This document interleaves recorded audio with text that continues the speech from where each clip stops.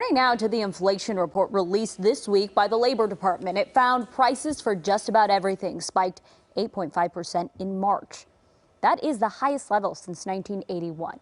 Now, also this week, mortgage rates started climbing.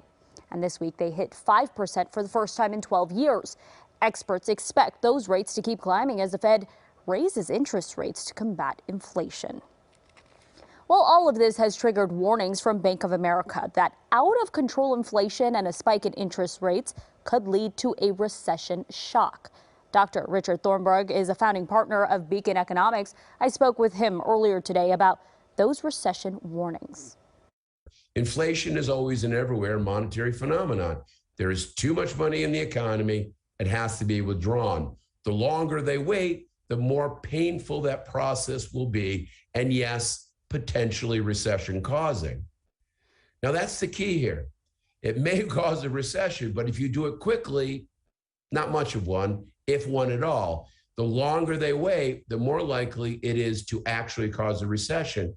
But remember, the recession is not being driven by any residual, if you will, of this pandemic. It's not being driven, if you will, by some residual of inflation. Rather, it's only a function of the economy going from this overheated state to a more normal state. And again, faster we do it, the better off we're going to be.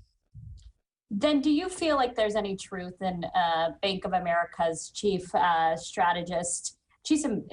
strategist saying inflation shock is worsening, rate shock just beginning, recession shock coming?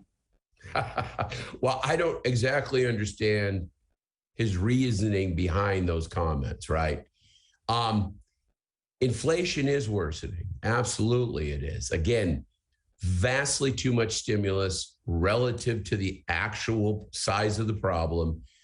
Again, no doubt this was a tragic natural disaster, but again, natural disasters do not have long-run consequences. We did not need $11 trillion of fiscal and monetary policy.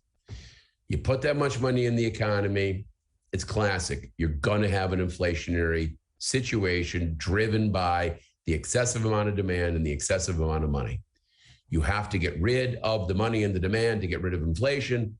But again, that means we're going to have to tell consumers, no, your house really wasn't worth that much. No, your stock market portfolio isn't really worth that much. We're going to have to take the heat out of the financial markets, and there's going to be political consequences for that.